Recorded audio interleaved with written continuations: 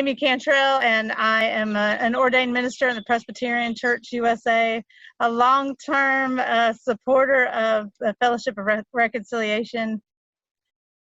And I'm honored to be in deep community through BeLoved Asheville. So we are a grassroots community building organization, and we come together from every different intersection that you can imagine to tackle some of the toughest challenges of our time: systemic racism, homelessness, poverty, and now COVID-19.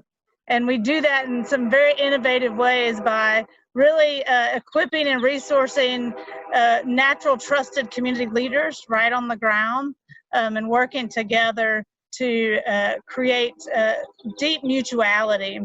So we say our mission is to cultivate a transformative way of life rooted in community, creativity, and equity. And we try to live that out every day by putting love into action in very embodied ways. So let me tell you what it's like on the ground right now in Asheville, North Carolina. So we're in the western part of North Carolina, and we've really seen a tremendous impact. As somebody that's worked on the ground here for decades, I've never seen it this dire. And we've seen some really awful things. You know, we had an African-American man, Jerry Williams, who had been shot and killed by the police here. We've had weeks-long ICE raids and all sorts of things that we've seen in our time and experience and this pandemic. I say it's all of the crises that we've ever dealt with all at the same time, impacting all the different communities that we love and walk with. And so that is a really tremendous thing. So even essential workers that are predominantly people of color have seen their lives put at risk.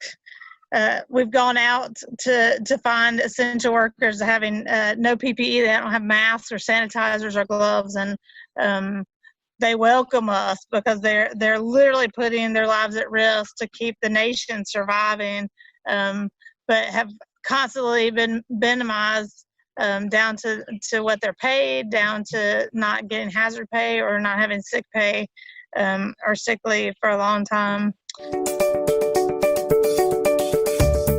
We have seen the impacts, the disproportionate impacts for people of color here in our state in particular. You know, we have Latino people making up about 10% of the population, now 29% of COVID cases. In North Carolina, our African-American population at 22%, but making up 38% of COVID cases in North Carolina and 37% of COVID deaths in North Carolina. Here in Buncombe County, our Latinx community has been very hard hit with 5 times more COVID cases than any other group. And what we're seeing is, of course, these are the people on the ground who have been deemed essential, though before they were not seen as essential or valued. And because they're essential workers and they are really in the crosshairs, are exposed to a great level of risk.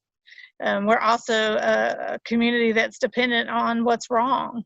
To talk about Ched Myers, who talked about recognizing that we need to look at a 12-step model in terms of white supremacy and capitalism. And one of the things in a very valuable article that he said was we're dependent on everything that's wrong.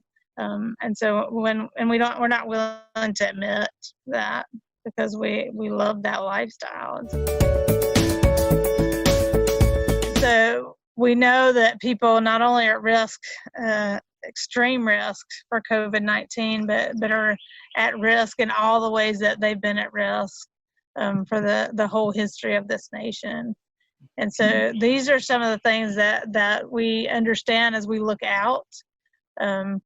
Is that the mirror is on the wall, and the mirror is asking us to re-examine everything that we know. The mirror is exposing the underbelly of this nation and laying bare what so many people in communities that are at risk of systemic racism and see this every day systemic poverty every day.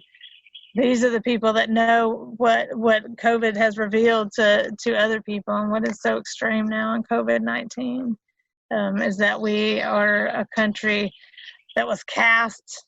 Our DNA is cast in white supremacy and capitalism. And so this is an hour where we get to decide, as we see this revelation. As a pastor, we could say COVID-19 is apocalyptic, and in many ways that people might think of as apocalyptic, but I know the word apocalypse means unveiling or revealing. And so this is very revealing of what is happening, what has always been happening in our nation, but it's been laid bare.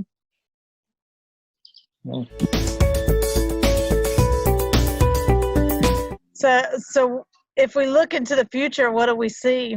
What do we see? And I think it's up to us. This is what we are saying. The future is up to us. This moment has wrestled us to the ground. And now we get to decide. We get to decide who we will be coming out of COVID-19.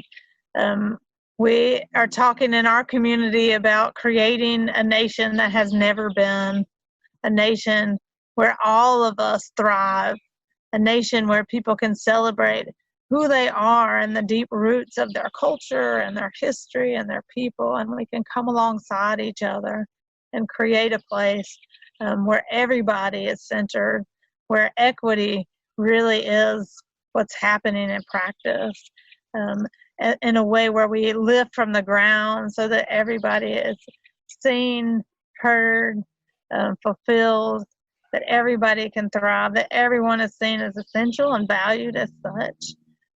This is our dream, and we say here in our community, we've never been closer. We've never been closer to the kind of revolution that we've all hoped and dreamed for.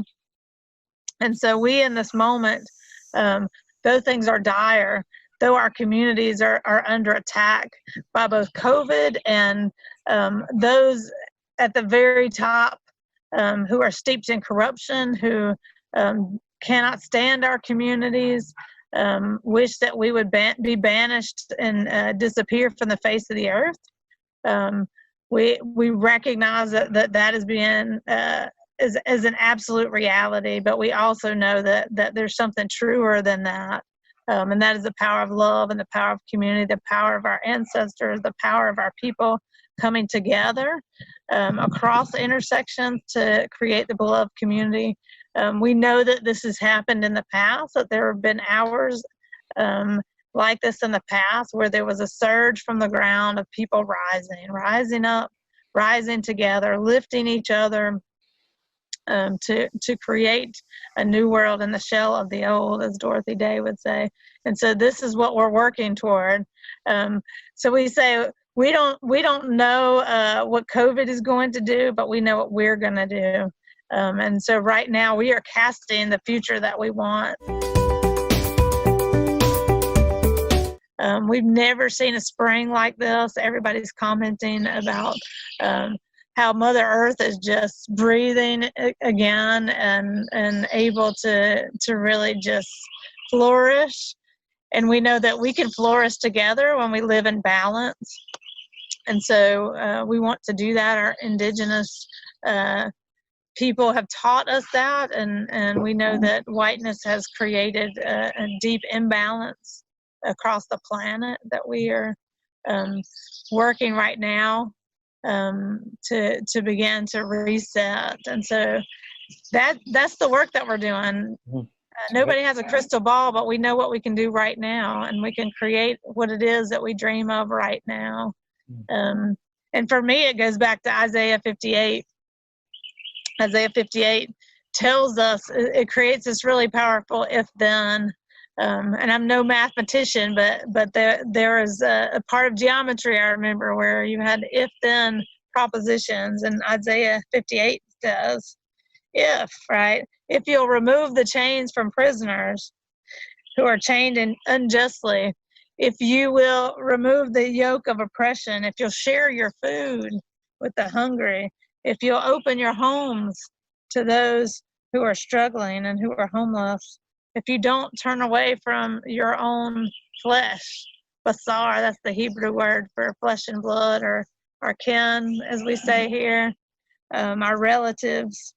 It says, then your light will shine like the dawning of the sun, and you will rise quickly. You will be healed. Your honesty will protect you, and the glory of the Lord will defend you. If you don't mistreat others, if you are not cruel, if you treat your workers well and pay them living wages, then your light will shine like the dark. Shine in the dark. Your darkest hour will be like the noonday. The Lord will guide you and provide the things you need to eat, even in the desert. The Lord will make you healthy. You will be like a garden that has plenty of water, or like a stream that never runs dry. You will rebuild the houses left in ruins. You will be known as the repairer of the city and its streets.